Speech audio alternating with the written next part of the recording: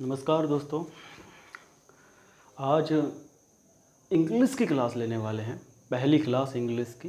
कुछ लोगों ने कहा इंग्लिश की क्लास भी बनाइए, तो मैं इंग्लिश भी पढ़ाता हूँ, तो इंग्लिश की पहली क्लास लेने वाला हूँ। समझते हैं इंग्लिश के बारे में। इंग्लिश बहुत आसान है, सिर्फ इसको मुश्किल लिया जाता है। क्यों इसको मुश्किल लिया जाता है और क्यों ये आसान है मैं कह रहा हूँ, इसके बारे में समझते हैं। इंग्लिश दो तरह से है, एक इंग्लिश ग्रामर है और एक इंग्लिश स्पीकिंग है। हमें एग्ज़ाम में जो है ग्रामर पूछी जाती है, इसलिए आज हम स्पीकिंग की चर्चा नहीं करने वाले, केवल ग्रामर की चर्चा करने वाले हैं। ग्रामर में 8-10 चैप्टर ऐसे होते हैं जो आपको अच्छे से कर लेने हैं तो आप इंग्लिश पे पकड़ पा सकते हैं। पहली वीडियो है, पहला चैप्टर लूँगा, आराम से समझाऊंगा, पूरा समझाने वाला हूं। अभी तक चैनल सब्सक्राइब नहीं है कि तो कर दो और वीडियो को एंड तक ज़रूर देखना, बहुत कुछ सीखने को मिलना है इंग्लिश में भी। आज इंग्लिश की बात करें तो इंग्लिश में पहला चैप्टर हम लोग स्टार्ट करने वाले हैं और वो है नाउन, संज्ञा, क्योंकि इसके बिना सब कुछ अधूरा है। मैं कहूँ कि अगर इंग्लिश के अंदर नाउन और वर्ब, नाउन अगर दूल्हा है तो वर्ब दुल्हन है, संज्ञा अगर दूल्हा है तो क्रिया दुल्हन है। क्यों है, क्यों इतना इंपॉर्टेंट कह रहा हूँ, आप देखना इसको। नाउन होता क्या है, संज्ञा किसको कहते हैं, संज्ञा शब्द का मतलब क्या होता है। तो हम बचपन में पढ़ा करते थे, किसी वस्तु, स्थान, नाम, जानवर आदि के नाम को संज्ञा कहते हैं। Noun is the name of the word, noun is the name of a place, animal, person और थिंग्स। ये परिभाषा हमने रट दी, लेकिन आज तक मतलब नहीं समझा कि नाउन आखिर होता क्या है। मैं एक लाइन में बता दूंगा, एक शब्द सिर्फ एक लाइन में सुनने वाले हैं। ये है नेमिंग वर्ड, या इसको हम कह सकते हैं नाम। मतलब क्या होता है कि इसका मतलब क्या है, नाम का मतलब क्या है। दुनिया में जो भी नाम हैं, नाम किसके होते हैं, जिस चीज़ का अस्तित्व होता है। जो चीज़ दुनिया में पृथ्वी पर जिसका अस्तित्व है उसका हर चीज़ का नाम है। चाहे पंखे का नाम हो, चाहे किताब का नाम हो, चाहे आदमी का नाम हो, जानवर का नाम हो, चाहे सब्जी का नाम हो, फल का नाम हो, कुछ भी हो, बस का नाम हो, वाहन का नाम हो। दुनिया में जो भी चीज़ है जिसका अस्तित्व है उसका नाम जरूर है, और उसका अगर नाम है तो उसी को संज्ञा कहते हैं, उसी को नाउन कहते हैं। तो दुनिया में किसी भी चीज़ का नाम संज्ञा या नाउन कहलाता है। मैं पूरी इंग्लिश हिंदी में पढ़ा देता हूँ, हिंदी की तरह ही पढ़ूंगा। जो लोग हिंदी की क्लास लेते होंगे, हिंदी जिनके में आएगी वो भी समझेंगे। हिंदी में संज्ञा समझ रहे हो और इंग्लिश में नाउन समझ रहे हो, दोनों ही एक हैं, अलग कुछ भी नहीं है। नाउन क्या है, नेमिंग वर्ड है। मतलब क्या है, नाम। दुनिया में किसी भी चीज़ का अस्तित्व है, और जिसका अस्तित्व है तो इसका मतलब जो हम परिभाषा पढ़ते थे कि किसी वस्तु, स्थान, व्यक्ति के नाम को संज्ञा कहते हैं, नहीं, वो ठीक है, लेकिन उसमें और विस्तार भी है, क्योंकि भाव के नाम को भी तो संज्ञा कहते हैं। अगर हम क्वालिटी, विशेषता के नाम को भी तो संज्ञा कहते हैं। तो ऐसा नहीं है कि किसी वस्तु, स्थान, जानवर या जो है वस्तु, स्थान, जानवर, व्यक्ति के नाम को ही संज्ञा कहते हैं। दुनिया में जिस भी चीज़ का अस्तित्व है, दुनिया में किसी भी चीज़ का नाम संज्ञा या नाउन कहलाता है। कितने प्रकार का होता है, 5 प्रकार का होता है। काइंड्स ऑफ नाउन में देखेंगे, ये 5 टाइम्स का होता है, 5 प्रकार का होता है। पहला होता है प्रॉपर नाउन, व्यक्तिवाचक संज्ञा। व्यक्तिवाचक संज्ञा आपने सबने पढ़ा होगा, व्यक्तिवाचक संज्ञा, प्रॉपर नाउन, पहला नाउन। होता क्या है, पहचान समझने वाले, हम कोई परिभाषा नहीं रटने वाले, एक लाइन में क्लियर हो जाएगा, पूरा लक्ष्य समझ में आने वाला है।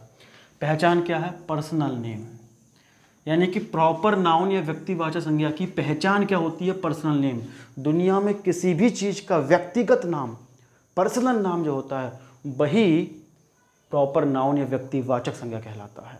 पर्सनल नेम से मतलब क्या है, किसी का भी निजी नाम, हम सबका पर्सनल नेम होता है। ध्यान रखना, पर्सनल नेम का मतलब यहाँ एक नाम नहीं है। बहुत से लोग इस बात से गुमराह करते हैं कि प्रॉपर नाउन व्यक्तिवाचक संज्ञा उसको कहते हैं जिसका एक नाम होता है, जैसे ताजमहल का एक नाम है। नहीं, निजी नाम होना चाहिए। जैसे एग्जाम्पल देखें तो राम एक पर्सनल नेम है, किसका, किसी व्यक्ति का। क्या राम दुनिया में एक है, नहीं, लेकिन है उसके लिए तो निजी। मेरा नाम अंकित है तो मेरा अंकित नाम मेरे लिए तो पर्सनल है, निजी नाम है। तो दुनिया में पर्सनल नेम जो होते हैं वही प्रॉपर नाउन कहलाते हैं। राम पर्सनल नेम है किसी लड़के का, सीता पर्सनल नेम है किसी लड़की का, गंगा पर्सनल निजी नाम है किसी नदी का, चंदोसी किसी शहर का पर्सनल नाम है। तो दुनिया में जो नाम पर्सनल होंगे वो क्या कहलाएंगे? प्रॉपर नाउन कहलाएंगे।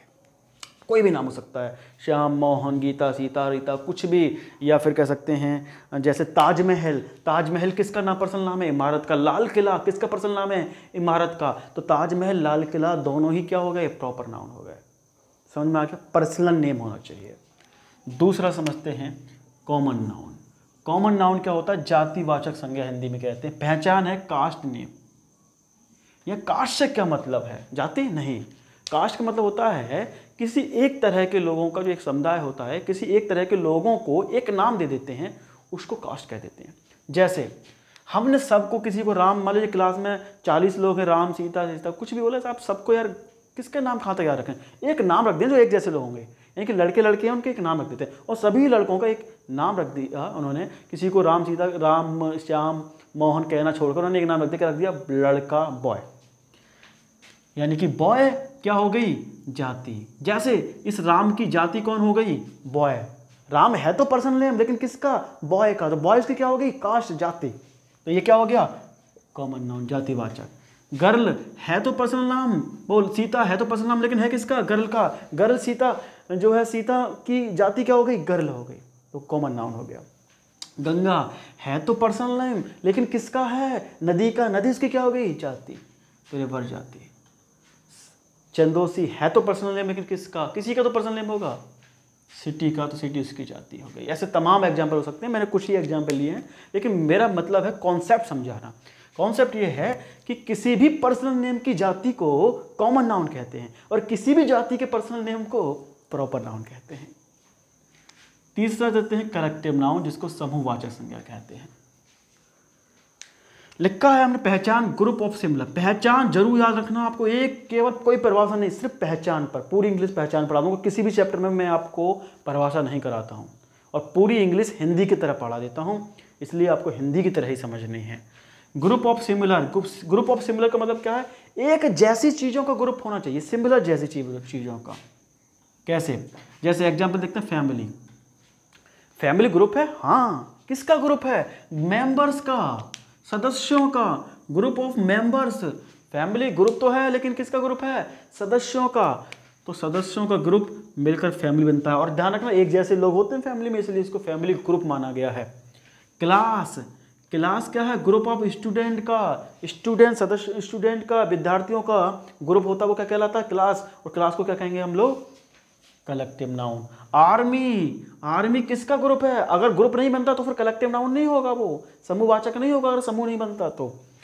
ग्रुप ऑफ सोल्जर्स किसका है? सोल्जर्स का। मजे की बात है, सब में ऐसा लगा हुआ है, लगभग सब ग्रुप्स हैं किसी न किसी के। या जैसे और देखें, टीम। टीम किसका ग्रुप है? ग्रुप ऑफ प्लेयर्स, खिलाड़ियों का।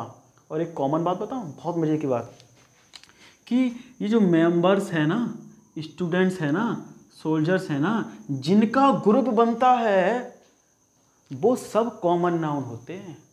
यानी कलेक्टिव नाउन वो होते हैं जो कॉमन नाउन्स के ग्रुप होते हैं। सब मेंबर्स का ग्रुप बन के, यानी मेंबर्स क्या? कॉमन। और इनका जब ग्रुप बनता है तो वो क्या कहलाता है? कलेक्टिव नाउन, फैमिली बन जाता है। यानी कि ये सारे मेंबर्स, स्टूडेंट, सोल्जर्स, प्लेयर्स, सारे कौन से नाउन हो गए? Common noun. अगर इनके निजी नाम रख दें, प्लेयर्स के विराट कोहली, महेंद्र सिंह धोनी, तो क्या हो गए? पर्सनल नेम, तो क्या हो गया? Proper noun. ठीक है, बहुत आराम से समझ सकते हैं, कोई दिक्कत नहीं आएगी इसमें। ठीक है, तो फैमिली, क्लास, आर्मी, टीम, कोई भी हो सकता है, वो एक ग्रुप होना चाहिए, लेकिन सिमिलर, एक जैसी चीज़ों का। अगला चर्चा करते हैं मैटेरियल नाउन का। ये बड़ा इंपॉर्टेंट है। मैटेरियल नाउन किसको कहते हैं? पदार्थवाचक, या इसको द्रव्यवाचक, धातुवाचक। तीन नाम दिए हुए हैं, पदार्थवाचक, द्रव्यवाचक, धातुवाचक। बड़ा कन्फ्यूजन है, क्या कहते हैं इसको? तीन नाम की जरूरत क्यों पड़ी? खुद ही कन्फ्यूज थे, बोले पदार्थवाचक का है, धातुवाचक का है, या इनको हम लोग द्रव्यवाचक का है। मैंने एक अलग पहचान आपको बताऊं, इसकी जो है हमेशा बताता हूं कि इस सबको छोड़ जाइए, भूल जाइए क्या पदार्थवाचक क्या द्रव्यवाचक। आप एक पहचान रखिए, जिससे कुछ बनता हो, जिससे कुछ बनता हो वही मैटेरियल नाउन कहते हैं। कहते भी ना भाई घर बनाना मैटेरियल चाहिए, भाई चावल बनाने सब्जी बनाने मैटेरियल चाहिए, बनाने के लिए कुछ ना कुछ चाहिए होता है, उसी को मैटेरियल नाउन कहते हैं। मैंने ये क्यों काटे हैं इसके पीछे एक वजह बताता हूँ। जैसे द्रव्यवाचक होता है, तो द्रव्य क्या होता है, ये द्रव्य ध्यान रखना, द्रव्य की 3 अवस्थाएं होती हैं, ठोस द्रव गैस। अगर ठोस द्रव गैस होती हैं तो द्रव होता है और गैस भी होती है। हाँ, जैसे एक एग्जाम्पल मैं हमेशा लेता हूँ, जैसे एयर होता है, हवा, हवा क्या है, गैस की तरह मानेंगे इसको, तो उस हिसाब से द्रव्यवाचक होना चाहिए। लेकिन हवा से कुछ बनता है क्या? नहीं, कुछ बन नहीं रहा, इसलिए हवा एयर मैटेरियल नाउन नहीं है। 2000 टेट के एग्जाम में पूछा गया, 2 दे रखे थे, which of the material noun, जो मैटेरियल नाउन कौन सा इनमें से, इन चारों में से।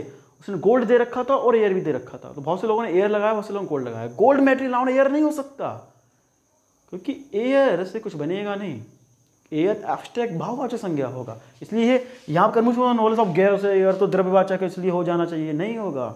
जिससे कुछ बनता हो, एग्जाम्पल देखें क्या बनता हो, जैसे वाटर, पानी, पानी से कुछ बनता है, बहुत चीज़ बनती हैं, कौन सा हो गया, द्रव्यवाचक यानी कि मैटेरियल नाउन हो गया। मिल्क, दूध से क्या बनता है, बहुत कुछ बन सकता है, बहुत कुछ बनता है, क्या होता है, मैटेरियल नाउन हो गया। ऑयल, तेल से तो सब कुछ बनता है, ये खाना बनता है, तो क्या हो गया, मैटेरियल नाउन हो गया, क्योंकि इससे कुछ बन रहा है। गोल्ड, आभूषण बनते हैं गोल्ड से, मैटेरियल नाउन हो गया। सिल्वर, सिल्वर से बहुत सी चीज़ें बनती हैं, चांदी से, मैटेरियल नाउन हो गया। तो जिनसे कुछ बनता हो वो सारे के सारे क्या कहलाते हैं, मैटेरियल नाउन, या कह सकते हो आप, मैं नाम कह दूँ इनका, द्रव्यवाचक, पदार्थवाचक, या कुछ भी आप कह सकते हो। लेकिन ध्यान रखना है, कॉमन चीज़ पहचान रखनी है, जिनसे कुछ बन जाता हो, ठीक है, कुछ भी। इसके अलावा भोजन की जितनी भी चीज़ें हैं, खाने की जितनी भी चीज़ें हैं, वो सब मैटेरियल नाउन में आती हैं, खाने की वस्तुएं जितनी भी होती हैं, ठीक है। इसके अलावा जिनसे कुछ बनता हो वो सब मैटेरियल नाउन होती हैं। समझ में आ गया मैटेरियल नाउन। चलिए, लास्ट है एब्स्ट्रैक्ट नाउन, बहुत इंपॉर्टेंट है, ध्यान रखना है आपको। एब्स्ट्रैक्ट नाउन भाववाचक संज्ञा कहते हैं। पहचान क्या है इसकी, पहचान है इसकी फीलिंग्स, महसूस कर सकें, फील जिसको कर सकें वहाँ भाव आता है। सारी फीलिंग्स तो समझ में नहीं आती, सारा खेल तो फीलिंग्स का ही है क्या फीलिंग्स, ये आज मैं समझाता हूँ आपको। फीलिंग समझना, महसूस करना, और महसूस उसे किया जा सकता है जिसे हम देख नहीं सकते, छू नहीं सकते, तो उसे सिर्फ महसूस किया जाता है। अच्छा, महसूस करना होता क्या है, अभी आप समझेंगे एग्जाम्पल से। अगर देखें इसके एग्जाम्पल, ब्रेवरी, बहादुरी, क्या बहादुरी देखी जा सकती है, छुई जा सकती है? नहीं, बहादुर तो देखे जा सकते हैं। 2 लोग अगर आपस में लड़ रहे हैं और बहुत बहादुरी से तलवारों से लड़ रहे हैं इस तरह से, तो आप कह सकते हो 2 बहादुर लड़ रहे हैं, क्या उनकी बहादुरी दिख रही है? नहीं, तो कैसे बताया, फील, महसूस किया, फीलिंग्स ने बताया कि साहब बड़ी बहादुरी से लड़ रहे हैं, इनकी एक्टिविटी ने बता दिया कि बहुत बहादुरी से लड़ रहे हैं। तो एक्टिविटी जो होती है वो बताती है फीलिंग्स के बारे में। ऑनेस्टी, ईमानदारी कभी दिखती है, कभी छू सकते हैं? नहीं, केवल क्या करते हैं, महसूस कर सकते हैं। कैसे पता चलता है, हमने फील कर लिया। फील कैसे कर लिया, फील इसलिए कर लिया क्योंकि हमें जानकारी है। बहुत अच्छा पॉइंट बता रहा हूँ, हम कोई भी चीज़ फील तब कर सकते हैं जब हमें उसके बारे में नॉलेज होती है, अदरवाइज नहीं कर सकते। कैसे, अभी और देखेंगे। चाइल्डहुड, बचपन, चाइल्डहुड कहते हैं बचपन को। बचपन कौन सा नाउन है, एब्स्ट्रैक्ट नाउन है, भाववाचक संज्ञा है। कैसे, क्योंकि बचपन को महसूस नहीं किया जा सकता। इसका मैं एग्जाम्पल आपको देता हूँ। एक बार मैं एक लड़की को पढ़ा रहा था, बड़ी छोटी सी बच्ची थी, उसने बड़ा शानदार क्वेश्चन पूछा कि सर आप कह रहे हैं कि एब्स्ट्रैक्ट नाउन है चाइल्डहुड, बचपन, बचपन को देखा नहीं सकता। उसका छोटा सा भाई खेल रहा था और वो बड़ी बचकानी हरकतें कर रहा था। मतलब सर मैं तो इसकी बचपना देख रही हूँ, ये तो बचकानी हरकतें कर रहा है, मैं तो इसका बचपन देख रही हूँ, आप कह रहे हैं बचपन दिखाई नहीं देता। कितना शानदार क्वेश्चन था, मैं तो देख रही हूँ, वो हरकतें ऐसी कर रहा है।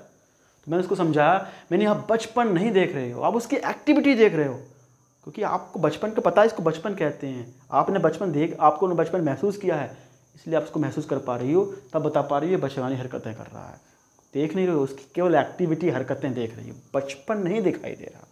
ठीक है, तो ये एब्स्ट्रैक्ट नाउन होता है, सबसे इंपॉर्टेंट ही एब्स्ट्रैक्ट नाउन है। इसको बहुत बेहतरीन तरीके से अभी हम समझने वाले हैं। और इसके बारे में क्या होता है, फीलिंग्स क्या होती है, इसके बारे में मैं चर्चा करता हूँ आपको। अगर आपको स्क्रीनशॉट लेना है तो आप ले सकते हैं इसके बारे में।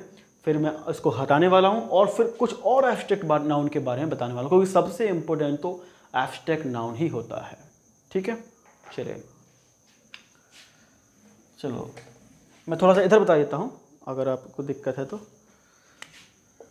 हाँ, मैंने कहा ब्रेवरी, बहादुरी, ऑनेस्टी, ईमानदारी, ये सब चाइल्डहुड हो सकता है। जैसे अब मैं आपको बताऊँ, मैं आपको क्या पढ़ा रहा हूँ, इंग्लिश पढ़ा रहा हूँ। क्या इंग्लिश दिखाई दे रही है? आपका भी हाँ दिख रही है? नहीं दिख रही। इंग्लिश आपको नहीं दिख रही है साहब। क्यों? बोले साहब दिख तो रही नहीं, आपको वर्ड दिख रहे हैं, अक्षर दिख रहे हैं। क्यों? क्योंकि इंग्लिश महसूस की जाती है। अगर मैं सामने एक अनपढ़ व्यक्ति को बिठा दूं और उससे कहूं क्या है, तो वो नहीं बता सकता। वो कहता है साहब कुछ लिखा तो है, कुछ अक्षर तो दिख रहे हैं, लेकिन अंग्रेजी ये नहीं बता सकता। आप इसलिए बता रहे हो क्योंकि इंग्लिश है, क्योंकि आप पढ़े लिखे हो, आप जानते हो कि ये इंग्लिश है, क्यों आप महसूस कर पा रहे हो। देख वो भी रहा है, देख आप भी रहे हो। तो कहने का मतलब कोई भी भाषा, पॉइंट टू बी नोटेड, कोई भी भाषा कभी देखी नहीं जा सकती, कभी छुई नहीं जा सकती। यानी चाहे वो हिंदी है, चाहे वो इंग्लिश है, कोई भी भाषा है, वो सारी की सारी भाषाएं कौन सी होंगी? एब्स्ट्रैक्ट नाउन होंगी। क्या होंगी? एब्स्ट्रैक्ट नाउन होंगे। इसके अलावा जितने भी विषय होंगे, सब्जेक्ट, क्या मैथमेटिक्स देख सकते हो? नहीं देख सकते, केवल फील कर सकते हो क्योंकि आपको जानकारी है, आपको पता है। अगर आप नहीं मानते तो देख लीजिएगा, बता दीजिए क्या लिखा है। आप नहीं बता सकते, क्यों? क्योंकि आपको पता ही नहीं क्या है। वैसे पता मुझे भी नहीं है, लेकिन है क्या ये क्यों नहीं बता सकते? क्योंकि आपको जानकारी नहीं है। आपको क्या लिख रहा है? केवल कुछ दिख रहा है लिखा हुआ। वैसे ही ये इंग्लिश भी, ये हिंदी भी उसी व्यक्ति, अनपढ़ व्यक्ति को केवल कुछ दिखेगी लिखा हुआ, बता नहीं सकता क्योंकि महसूस ही नहीं कर पाएगा, जानकारी नहीं है। जैसे आप देखते हैं डॉक्टर्स होता है, डॉक्टर हाथ देख के बता देता है, नर्स देख पकड़ के बता देता है कि क्या बीमारी है, क्योंकि महसूस कर लेता है। क्यों महसूस कर लेता है? बिकॉज उसके पास ही हैज अ नॉलेज, उसके पास नॉलेज है, उसके पास ज्ञान है, इस वजह से बता देता है। हम तो हाथ पकड़ लें पूरा तब भी नहीं बता सकते, डॉक्टर बता सकता है क्योंकि उसके पास नॉलेज है। तो जितने भी विषय होंगे वो सब भाववाचक होंगे, जितनी भी भाषाएं होंगी वो सब भाववाचक होंगे, जितनी भी बीमारी होंगी, बीमारी कोई भी सही वो नहीं देखी जा सकती, महसूस की जा सकती है। इसलिए सिर्फ डॉक्टर की जरूरत पड़ती है क्योंकि वो महसूस कर लेता है, उसकी जानकारी होती है। इसके अलावा जितनी भी क्रियाएं होंगी, क्रियाएं का मतलब ये एक्शन से है। वॉकिंग, सिंगिंग, वॉकिंग दिखती है क्या? सब दिखता तो है वॉक करता हुआ, सिंगिंग दिखता होगा गाता हुआ, नहीं सिंगर दिख रहा है, सिंगिंग नहीं दिख रही। वो इंसान दिख रहा है, वॉकिंग नहीं दिख रही, रनिंग नहीं दिख रही, रनिंग, वॉकिंग, सिंगिंग, राइटिंग नहीं दिख रही। ये महसूस की जा सकती है। जैसे एग्जाम्पल दूँ, एक्टिविटी, हरकतें बताती हैं। जैसे आप धीरे धीरे चल रहे हैं तो आप कह रहे हैं वॉक कर रहा है, वॉकिंग कर रहा है। क्यों? क्योंकि आपको पता है ये वॉकिंग है, नॉलेज रखते हो। केवल हरकतें तो दिखी और तेजी से चलने लगे, आपने कहा रनिंग कर रहा है, केवल एक्टिविटी देखी। तो हमको केवल एक्टिविटी दिखती है, ये चीज़ें नहीं दिखती, ध्यान रखना। तो जितनी भी भाषाएं, जितने विषय, बीमारियां, क्रियाएं, ये सारी की सारी क्या होती हैं? ये सारे के सारे एब्स्ट्रैक्ट नाउन होते हैं या भाववाचक संज्ञा होते हैं। एक बढ़िया एग्जाम्पल मैं आपको दूँ लास्ट में, इसको और अच्छे से समझने का। जैसे अगर आप समझें तो आपने सुना होगा महात्मा बुद्ध के बारे में। महात्मा बुद्ध जब कहते हैं 29 वर्ष की अवस्था में उन्होंने गृह त्याग किया था, बड़े नाजों से पले, बहुत अच्छे घर में रहे। इनके साथ भविष्यवाणी हुई थी कि यह जो है इनके पिता शुद्धोधन, उनसे किसी मुनि ने ये भविष्यवाणी की कि आपका बेटा या तो बहुत बड़ा सन्यासी बनेगा या बहुत बड़ा राजा बनेगा। तो वो चाहते थे कि मेरा बेटा राजा बने, बहुत ढंग से पाला था, बहुत प्यार से पाला था, इसलिए 29 वर्ष तक घर में रखा, महल में रखा, बाहर नहीं निकलने दिया, लॉकडाउन बना दिया। ठीक है, कुछ वैसा ही लॉकडाउन आज है जैसा उनके साथ में हुआ था 29 साल की उम्र तक। ठीक है, तो जब वो कहते हैं बहुत ज़्यादा जिद की गई, तो जब पहली बार निकले, आपको सबको याद होगा चन्ना के साथ निकले थे, सारथी चन्ना के साथ, तो उन्होंने बूढ़े व्यक्ति को देखा, उन्होंने मृत व्यक्ति को देखा, और उन्होंने जो है बीमार व्यक्ति को देखा, और उन्होंने सन्यासी व्यक्ति को देखा। उन्होंने जब बूढ़े व्यक्ति को देखा तो उन्होंने कहा बूढ़ा व्यक्ति बड़ा झुक झुक के चल रहा, तो उन्होंने कहा ये कौन है? किससे पूछा? चन्ना से। क्यों पूछा? उनको पता नहीं था, क्योंकि उनको पता नहीं था कि बुढ़ापा क्या होता है। क्यों? क्योंकि बुढ़ापा महसूस किया जाता है, दिखता नहीं है। तो उन्होंने कहा महाराज, चन्ना ने कहा ये बूढ़ा व्यक्ति है और बूढ़ा हो गया है, एक टाइम बाद हर व्यक्ति को जो यहाँ पर आया है उसको बूढ़ा होना पड़ता है, और बूढ़े होने के बाद उसकी ऐसी ही हालत हो जाती है। क्यों बता रहे हैं? क्या 29 साल वाले को पता नहीं है? नहीं पता, किसी जानकारी नहीं है, बुढ़ापा महसूस नहीं कर पा रहा। तो पूछता है कि महाराज के चन्ना से पूछता है कि मैं भी बूढ़ा होऊंगा? हाँ महाराज मैं भी बूढ़ा होऊंगा, आप भी बूढ़े होंगे, सब बूढ़े होंगे। जरे महाराज टेंशन में आ जाते हैं। आगे चलते हैं, उनको जो है व्यक्ति दिखता है, बीमार व्यक्ति, बोला बीमार होता है, बहुत करारा होता है, परेशान होता है। बोला ये कैसा व्यक्ति है, ये कैसा कर रहा है? तो उन्होंने कहा कि महाराज ये बीमार हो गया है, ज़िंदगी में कोई ना कोई बीमारी जो है हमें घेर लेती है, और बीमारी में ऐसी हालत हो जाती है। बोले साहब मुझे भी गिर सकती है? बोले महाराज आपको भी गिर सकती है, मुझे भी गिर सकती है। बेचारे और टेंशन में आ गए और परेशान हो गए। उन्होंने कहा साहब बूढ़ा देखा बात तो ठीक था, बीमार भी दिख गया। कुछ वक्त बाद मृत व्यक्ति देखते हैं, और मृत व्यक्ति देखते हैं ये इसको कहाँ ले जा रहे हैं? बोले महाराज ये मर गया है, ज़िंदगी में जो आया है उसे एक बार जाना है, एक बार वो मरता है, तो ये सत्य है। क्या आप भी मरोगे? मैं भी मरूंगा। उन्होंने कहा महाराज मैं भी मरूंगा, आप भी मरोगे? बोले साहब मैं भी मरूंगा। हाँ। महाराज की और टेंशन शुरू हुई। बोले साहब ये तो बड़ा दिक्कत है, हम तो सोच रहे थे संसार बहुत सुखों से भरा हुआ है, इसलिए उन्होंने स्टेटमेंट दिया था कि संसार दुखों से भरा है। इसके बाद एक सन्यासी व्यक्ति देखते हैं, बड़ा मस्त मगन घूम रहा होता, गाता फिरता। उन्होंने कहा ये कैसा व्यक्ति? उन्होंने कहा महाराज ये सन्यास ग्रहण कर लिया, इसने मोह माया त्याग दी है। उन्होंने कहा यही आदमी काम का है, और कहते हैं सन्यास ग्रहण कर लेते हैं। लेकिन उससे पहले एक घटना और घटती है उनके साथ में। घटना ये घटती है कि कहते हैं जिस रात ये घर से निकले थे उस रात महाराज ने जब ये वृत्तांत जो है सुनाता है चन्ना महाराज को, शुद्धोधन को, तो शुद्धोधन बहुत चिंतित हो जाते हैं। उन्होंने कहा कि ये सन्यासी न बन जाए, इसलिए ये बहुत रंगारंग कार्यक्रम में उसको लगा देते हैं। बहुत महिलाएं नाचती हैं, एक सुंदरियाँ एकदम नाचती हैं। तो वो रात को दृश्य देख रहे थे, सुंदरियों का नाचना देख रहे होते हैं। जब सुंदरियाँ सो जाती हैं और सोने के बाद मेकअप करी हुई होती हैं, तो सोने के बाद उनके बाल बिखर जाते हैं। रात को रात्रि में एकदम उठते हैं तो देखते हैं जो सुंदरियाँ बहुत अच्छी लग रही थी और रात में बाल बिखरे पड़े, एक से एक भूतनी लग रही है। समझ जाते हैं वहाँ पर जो है सिद्धार्थ की भाई ये तो गड़बड़ है, ये मोह माया है जो दिन में दिखती है सही, या कह सकते हैं एक टाइम तो दिखती है लेकिन उसके बाद ऐसी दिखती है, और उसी रात निकल जाते हैं। और कितने बड़े सन्यासी या कितने बड़े महान कह सकते हैं विद्वान बने, ये तो आप सब जानते ही हैं। तो क्यों वो बुढ़ापे को, क्यों बीमारी को, क्यों मृत को क्यों नहीं महसूस कर पा रहे थे? बिकॉज उनके पास नॉलेज नहीं थी। तो नॉलेज की कमी से महसूस नहीं कर पाते। तो महसूस करना क्या होता है, मुझे लगता है आपको समझ में आ गया होगा। तो ये लेक्चर था नाउन के बारे में, और मैंने कोशिश की है कि नाउन के 5 प्रकार के बारे में। नाउन की बहुत सी, अभी नाउन यहाँ खत्म नहीं होता, बहुत सी बातें अगले लेक्चर में हम लोग समझेंगे। उम्मीद करता हूँ आपको ये लेक्चर समझ में आया भी होगा। कोई क्वेश्चन है इससे लेकर तो आप कमेंट कर सकते हैं या मुझसे पूछ सकते हैं, ठीक है। तो इंग्लिश की पहली क्लास कैसी लगी कमेंट करके बताइएगा। चैनल को अभी सब्सक्राइब नहीं किया तो सब्सक्राइब कर दो। अभी मैं अगली क्लास हिंदी की भी लेके आने वाला हूँ। नमस्कार।